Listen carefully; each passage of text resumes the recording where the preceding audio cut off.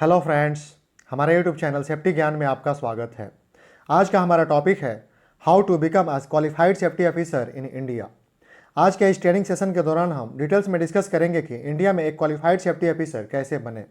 अक्सर हमने देखा है कि बहुत से लोग सही जानकारी या सही गाइडेंस नहीं मिलने की वजह से एक क्वालिफाइड सेफ्टी ऑफिसर नहीं बन पाते तथा अच्छी क्वालिफिकेशन, एक्सपीरियंस एंड नॉलेज होने के बावजूद भी किसी अच्छे कंपनी में एक अच्छा पोस्ट हासिल नहीं कर पाते या उनके कैरियर में वो ग्रोथ नहीं मिल पाता जो उनको मिलने चाहिए थी। उनको ज़िंदगी भर इस बात का एहसास होता है कि यदि किसी ने स्टार्टिंग में या कैरियर स्टार्ट करने से पहले उनको गाइड किया होता या सही जानकारी दी होती तो आज भी वो किसी अच्छे कंपनी में किसी अच्छे पोस्ट पे होते तथा अच्छी सैलरी पा रहे होते। यदि आप अपना कैरियर सेफ्टी के फील्ड में बनाना चाहते हैं या पहले से ही सेफ्टी डिपार्टमेंट में काम कर रहे हैं लेकिन क्वालिफाइड सेफ्टी ऑफिसर नहीं है तो ये वीडियो आपको ज़रूर देखनी चाहिए। यदि आप एक क्वालिफाइड सेफ्टी प्रोफेशनल बनना चाहते हैं या एक क्वालिफाइड सेफ्टी प्रोफेशनल कैसे बने उसके विषय में जानना चाहते हैं तो प्लीज़ इस वीडियो को पूरा देखें, इसे स्किप करके ना देखें। Qualification analysis before starting HSC career. HSC या सेफ्टी में अपना कैरियर स्टार्ट करने से पहले हमें अपना क्वालिफिकेशन एनालिसिस करना चाहिए कि हमारा बेसिक क्वालिफिकेशन क्या है। यदि आपका basic qualification BA, BCom, BSc in biology या बीएससी इन आईटी हो और आप इंडिया में काम करना चाहते हैं तो आपको सेफ्टी फील्ड में आने से पहले या जॉब के दौरान आपको सही क्वालिफिकेशन गेन करनी चाहिए।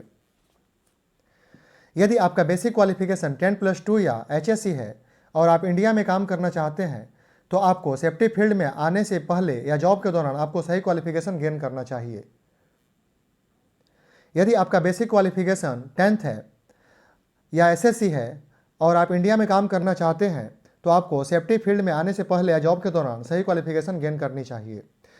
सही गाइडेंस या सही जानकारी के अभाव में ज़्यादातर लोग बीए, बीकॉम, 10+2 या एचएससी या 10th या एसएससी करने के बाद किसी प्राइवेट इंस्टीट्यूट से फायर एंड सेफ्टी या इंडस्ट्रियल सेफ्टी का कोर्स करके सेफ्टी डिपार्टमेंट में जूनियर पोस्ट पे नौकरी ज्वाइन कर लेते हैं, लेकिन आगे चलकर उनका ग्रोथ नहीं हो पाता क्योंकि वो एक क्वालिफाइड सेफ्टी प्रोफेशनल नहीं होते हैं। Qualification for safety officer.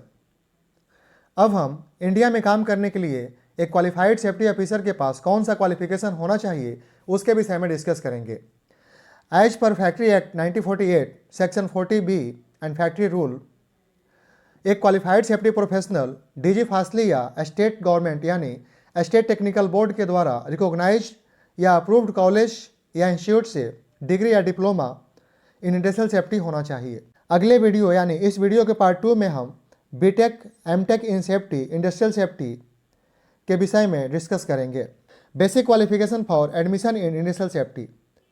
अब सवाल ये है कि डीजी फासली या स्टेट टेक्निकल बोर्ड के द्वारा रिकॉग्नाइज कॉलेज में एडमिशन करने के लिए हमारे पास क्या क्वालिफिकेशन होना चाहिए।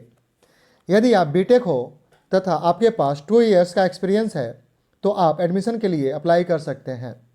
यदि आप डिप्लोमा इन इंजीनियरिंग हो तथा आपके पास 5 इयर्स का एक्सपीरियंस है तो आप एडमिशन के लिए अप्लाई कर सकते हैं। यदि आप BSc in physics, chemistry, maths हो और आपके पास 5 इयर्स का एक्सपीरियंस हो तो आप एडमिशन के लिए अप्लाई कर सकते हैं। कुछ स्टेट में ओनली बीएससी इन केमिस्ट्री वाले लोगों को ही एडमिशन के लिए परमिशन दिया जाता है तथा कुछ स्टेट में फिजिक्स या मैथ्स वाले भी एडमिशन के लिए अप्लाई कर सकते हैं। College institute under DG FASLI for admission. DG FASLI के द्वारा रिकॉग्नाइज कॉलेज यहाँ नीचे दिए गए हैं। CLI central labour institute Mumbai, India में एक CLI है जो मुंबई के साइन में है। RLI regional labour institute, India में टोटल 4 रीजनल लेबर इंस्टीट्यूट हैं। Regional labour institute Chennai, regional labour institute Kanpur, regional labour institute Faridabad, regional labour institute Kolkata. College under और recognised by state board of technical education. ADIS advance diploma in industrial safety. Maharashtra में advance diploma in industrial safety के लिए बहुत से college हैं जो MSBT Maharashtra state board of technical education के द्वारा रिकॉग्नाइज हैं। महाराष्ट्र में ADIS कोर्स का कोड IT है। महाराष्ट्र को छोड़कर इंडिया के बाकी स्टेट में PDIS यानी post diploma in industrial safety होता है, जैसे Gujarat, Orissa, Bihar and other state. ADIS advance diploma in industrial safety तथा PDIS post diploma in industrial safety दोनों सेम कोर्स है, ओनली दोनों का नाम अलग अलग है। केरला में presently part time diploma in industrial safety का एक इंस्टीट्यूट है, वहाँ भी आप एडमिशन के लिए अप्लाई कर सकते हैं। Institute college link for admission, यहाँ डिजी फासली तथा state board of technical education का लिंक नीचे दिया गया है, जिसे गूगल में सर्च करके आप एडमिशन प्रोसेस के विषय में डिटेल्स में जानकारी प्राप्त कर सकते हैं। डिजी फासली ADIS फ्रॉम MSBT। यदि आप महाराष्ट्र में एडमिशन लेना चाहते हैं तो आप इस लिंक के द्वारा डिटेल्स जानकारी प्राप्त कर सकते हैं।